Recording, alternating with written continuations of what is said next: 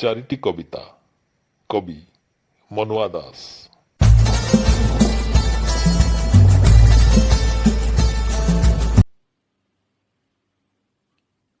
କେଉଁ ମଣିଷର କଥା ହେବା, ତା ଷଠି ଘର ଭିଟାମାଟି ମା ଡାକ, ତା ସାଙ୍ଗିଆ କୁଳଗୋତ୍ର ଅଭିଧାନ, ତା ନିଯୁକ୍ତି ଅନୁଗତ୍ୟ ଉପାର୍ଜନ, କେମିତି ଚିହ୍ନିବା ତା ଦୁଃଖ ତା ପରିତ୍ରାଣ, କେମିତି ଚିହ୍ନିବା ତାର୍ତ୍ତି ତା ନିର୍ବାଣ।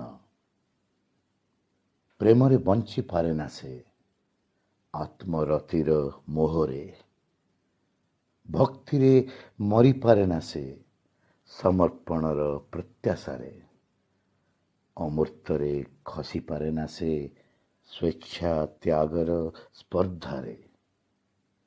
ଏକୁଟିଆ ତାକୁ ଖୋଜି ପାଇବା ନିରର୍ଥକ, ମେଳି ଭିତରେ ସେ ରାହା ଧରିଥାଏ, କିଛି ବଦଳେଇ ଦେବାକୁ ଧାରା, କିଛି ବଞ୍ଚେଇ ରଖିବାକୁ ଆଧାର, ନିଜେ ଅଚିହ୍ନା ହୋଇ ରହିଯିବାର କୀର୍ତ୍ତନରେ।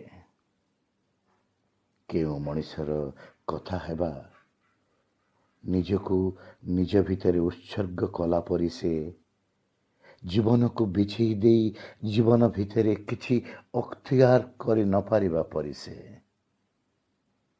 ନ୍ୟାୟକୁ ନ୍ୟାୟ ଭିତରେ ପାଇନଥିବା ପରି ସେ, ମୃତ୍ୟୁକୁ ମୃତ୍ୟୁ ଭିତରେ ସାମ୍ନା କରିନଥିବା ପରି ସେ କ'ଣ ବଣ ପାହାଡ଼ରୁ ବାହାର କରି ଦିଆଯାଇଥିବା ଶୁକ୍ରଜାନୀ? ସେ କ'ଣ ଗାଁ ମନ୍ଦିରରୁ ତଡ଼ି ଦିଆଯାଇଥିବା ରାମ ମଳିକ? ସେ କ'ଣ ସହର ବଜାରରୁ ନିଖୋଜ କରି ଦିଆଯାଇଥିବା ରୁହାନର ଭଉଣୀ?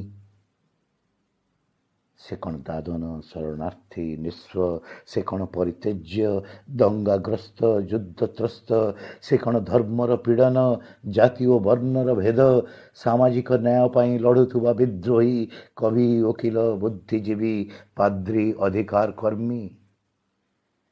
କେଉଁ ମଣିଷର କଥା ହେବା, ଯିଏ ବାଣ୍ଟି ଦେଇପାରେ ନିଜ ସୁଖ ସ୍ୱାଚ୍ଛନ୍ଦ୍ୟ, ଯିଏ ଅତିକ୍ରମି ଯାଏ ନିଜ ଦୁଃଖ ବିପର୍ଯ୍ୟୟ, ଯିଏ ରକ୍ଷା କରିପାରେ ନିଜ ମର୍ଯ୍ୟାଦା ସ୍ୱାଭିମାନ, ଯିଏ ପଢ଼ିପାରେ ସୂର୍ଯ୍ୟ ଚନ୍ଦ୍ର ଗ୍ରହ ତାରାଙ୍କ ଜାତକ, ଯିଏ ଜଡ଼ାଇ ରଖେ ନିଜକୁ ମାଟି ପାଣି ପବନ ଆଲୁଅ ନିଆଁ ଓ ମଣିଷ ସହିତ କାଳଯାକ, ଯିଏ ଜାଣିପାରେ ଜନ୍ମ ମୃତ୍ୟୁ ଭିତରେ ତାହାର ଉଦ୍ଭିଦ ଜୀବନ କେତେ ସମସାମୟିକ, ତାହାର ପରିବାର ସଙ୍ଗୋଷ୍ଠୀ ବାସସ୍ଥାନ କେତେ ବିଦୀର୍ଣ୍ଣ, କେତେ ବିଭକ୍ତ, କେତେ ବ୍ୟବସାୟିକ।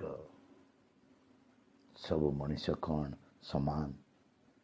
ମଣିଷ ଜାତି କ'ଣ ଏକ, ଯାହା ପାଇଁ ରଚିବା ସାହିତ୍ୟ, ବସୁଧାର ଏକଇ କୁଟୁମ୍ବ, ମାନବିକତାର ଅପାସୋରା କୀର୍ତ୍ତିସ୍ତମ୍ଭ, ଭାଇଚାରାର ଅକାଟ୍ୟ ଫଳଶ୍ରୁତି? କେଉଁ ମଣିଷର କଥା ହେବା ସୁଧି ଜାନେ?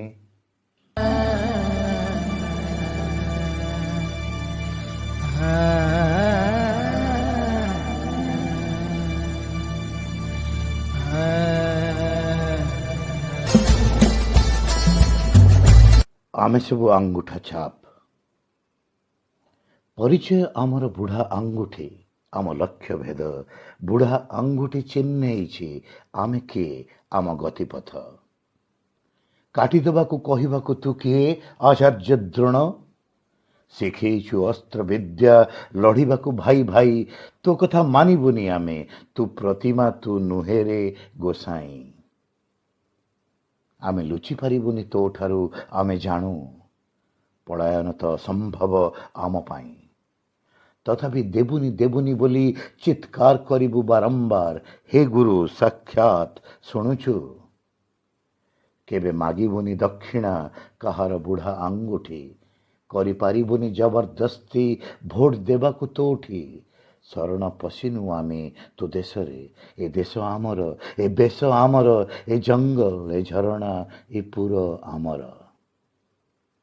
ବୁଢ଼ା ଆଙ୍ଗୁଠିର ଛାପ, ଚମରେଖାର ଛିଣ୍ଡା ଛିଣ୍ଡା ମୁଣ୍ଡଳି, ଆମ ରକ୍ତ, ଆମ ବୁନିଆଦି। ଯେଉଁଠି ବି ଥାଉ ଆମେ ତୋ ପ୍ରତିସ୍ୱର, ଚେତାବନୀ ତୋ ପ୍ରତି। ଲାଜ ଲାଗୁନି ତୋତେ ଆମକୁ କହୁଛୁ ନିରକ୍ଷର, ବୋକ୍ଚା ବୁହା ଜଙ୍ଗଲି।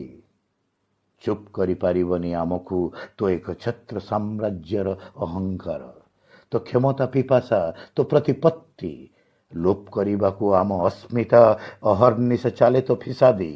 ଏଠି ଯେତେ ସବୁ ଭିଆଇଛୁ ବେପାର ପାଇଁ, ମୁନାଫା ପାଇଁ, ଆମ ଭିତରେ ଯୁଦ୍ଧର ପ୍ରସ୍ତୁତି। ହଟିବୁନି ଆମେ, ଛାଡ଼ିବୁନି ଇଞ୍ଚିଏ ଜାଗା। ଏ ଭିଟାମାଟି, ଏ ମଣିଷ ପଦା, ଏ ପାହାଡ଼ ଫସଲ ଆମ ବାପ ଅଜାର ସମ୍ପତ୍ତି, ପ୍ରକୃତି ଆମର ସାଥୀ। ଯଦି ଏ ବେପାରରେ ଆମକୁ କରିନୁ ଅଂଶୀଦାର, ତେବେ କାହା ପାଇଁ ମାଗୁଛୁ ସମ୍ମତି? ଆମେ ସବୁ ଆଙ୍ଗୁଠା ଛାପ, ଅନାମ ମୃତ୍ୟୁ ଯଦି ହୁଏ ଆମର, କହିପାରିବୁନି କେବେ ବି ଆମକୁ ଆମ ଅସହାୟତାର ଅନୁନ୍ନତ ଦିମାଗ। ଚିରକାଳ ତୁ ଆମ ପାଇଁ ଗୋଟେ ସାହାବ, ପଥର ବାଡ଼ ସେପଟୁ ଏପଟକୁ ଆସୁ। ତୋ ଭାଷା, ତୋ ବିକାଶ, ତୋ ହସ୍ତକ୍ଷେପ, ତୋ ଅନୁପ୍ରବେଶ। ଯେଉଁ ବାଟରେ ହେଉ, ଆଜି ହେଉ କି କାଲି ହେଉ, ଆମ ମୁଣ୍ଡ କଟିଯାଉ, ଆମ ଘର ମାଟିରେ ମିଶିଯାଉ, ମର୍ଦ୍ଦ ମାଇପ ପିଲା ଆମେ ସମସ୍ତେ ତୋ ସହରରେ ଦପ୍ତରରେ ଫସିଯାଉ। ଯେଉଁ ବାଟରେ ହେଉ, ପିଢ଼ି ପରେ ପିଢ଼ି ଆମେ କରିବୁନି ବରଦାସ୍ତ। କ୍ଷମତାର ଆସନକୁ କରିବୁ ଓଲଟ ପାଲଟ ଟଳମଟଳ। ଆମେ ହେବୁ ଆମ ଭାଗ୍ୟର ନିୟନ୍ତା। ଦୂର ଆଚାର୍ଯ୍ୟ ଦ୍ରୋଣ, ଆମ ପାଇଁ ଯଥେଷ୍ଟ ତୁ ପ୍ରତିମା।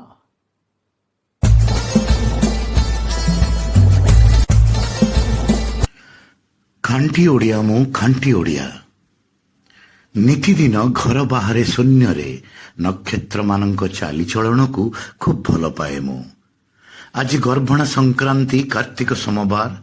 ବାଧ୍ୟ ହୋଇ କଅଁଳ ଖରାରେ ପୁଣି ଥରେ ଖୋଲି ପକାଇଲି ମୋ ଜନ୍ମ କୁଣ୍ଡଳୀ। ଚିହ୍ନି ପାରିଲି ଚଳନ୍ତା ଗ୍ରହମାନଙ୍କ ବଦଳୁଥିବା ଅଙ୍କନ, ଜ୍ୟାମିତିକ ଧାରରେ ସତେକି ମିଛିମିଛିକା ଜୀବନ। ଆସନ୍ତାକାଲି ବଡ଼ ଏକାଦଶୀ, କିମ୍ବା ହେଇପାରେ କୁଆଁର ପୁନେଇ, କିମ୍ବା ମହାଳୟା ଅମାବାସ୍ୟା, କିମ୍ବା ଗୁଣ୍ଡିଚା ଜାତ, କିମ୍ବା ଗୁରୁବାର ମାଣବସା, କିମ୍ବା ଚୈତ୍ର ମାସ ମଙ୍ଗଳା ପୂଜା।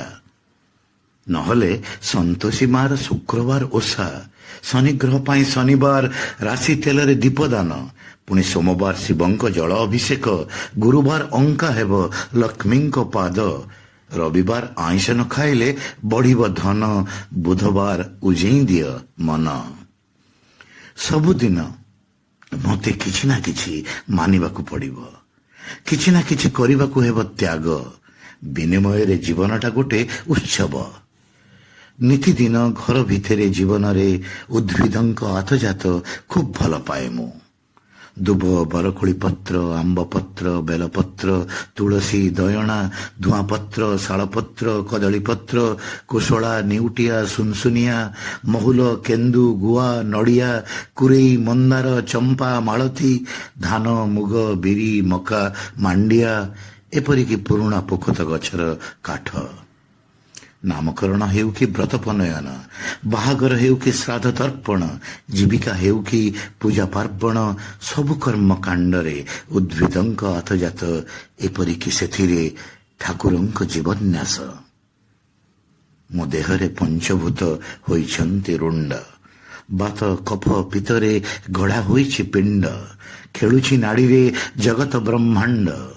ଏସାନ ବାତ୍ୟା ଆମଠି, ବଢ଼ି ତମଠି, ମରୁଡ଼ି ଆଉ କେଉଁଠି, ଦୁଇଗୁଣ ଧାନ ଅମଳ ହେଇ ସେଇଠି। ଖାଣ୍ଟି ଓଡ଼ିଆ ମୁଁ ଖାଣ୍ଟି ଓଡ଼ିଆ। ହେଇପାରେ କେତେ ବିପର୍ଯ୍ୟୟର ଶିକାର ଇତିହାସର ପର୍ଯ୍ୟାୟ କ୍ରମେ ଆଜି ଗରିବ, ହେଇପାରେ କେତେ ଅନ୍ୟାୟ ଶୋଷଣର ଜିଅନ୍ତା ପ୍ରମାଣ ଭେଦଭାବ ଠିଆ। ତଥାପି ମୋର ଅଛି ଏଠି ଘର, ଭାଇ ନୁହେଁ ଭଗାରୀ, ଗାଁ ପାଇଁ ପୁଅ ନୁହେଁ ଅଇରି। ସାମ୍ୟ ରୀତି ଫଳିଛି ସୂର୍ଯ୍ୟ ଚନ୍ଦ୍ର ପରି, ଭଲ ପାଇବା ଜଳେଇଛି ଅଖଣ୍ଡ ଦୀପ ଅଲିଭା ସ୍ୱରର। ଯେଉଁଠି ଦୋଷୀ ମନର ଦୋଷ, କ୍ଷୁବ୍ଧ ପ୍ରାଣର ଦ୍ରୋହ, ଆର୍ତ୍ତଜନର ଅମାପ ଦୁଃଖ ମୁଣ୍ଡେଇଛି ଭୀମ ଭୋଇ କାଳ କାଳ। ମୁଁ ଚିର ସ୍ୱାଧୀନ, ମୋର ସାଗର ଉଚ୍ଛ୍ୱାସ, ପୂର୍ବ ଜନ୍ମରେ ପରଜନ୍ମରେ ନାହିଁ ବିଶ୍ୱାସ। ଆସେନି ମତେ ଜନ୍ମରୁ ମୁକୁଳିବାର ଉପାୟ, ଏ ସଂସାର ଏ ବନ୍ଧନ ଏ କାରୁଣ୍ୟ ମୋର ଖୁବ୍ ପ୍ରିୟ। ଏ ବସୁଧା ଏ ବାସନା ଏ ପ୍ରେମ ମୋର ଏକାନ୍ତ ଧ୍ୟେୟ। ନକ୍ଷତ୍ରଙ୍କ ଚାଲିଚଳନ, ଉଦ୍ଭିଦଙ୍କ ଆତଜାତ ମତେ କରିଦିଅନ୍ତି ସ୍ଥିର ନିର୍ଦ୍ଦିଷ୍ଟ ସବୁଜ ସ୍ଫୁଲିଙ୍ଗ। ଯୋଡ଼ି ଦିଅନ୍ତି ଜୀବନକୁ ସବୁଠି ଲହରେଇ ଲହରେଇ ଶୂନ୍ୟରେ ଅସରନ୍ତି ତରଙ୍ଗ। ଖାଣ୍ଟି ଓଡ଼ିଆ ମୁଁ, ଖାଣ୍ଟି ଓଡ଼ିଆ।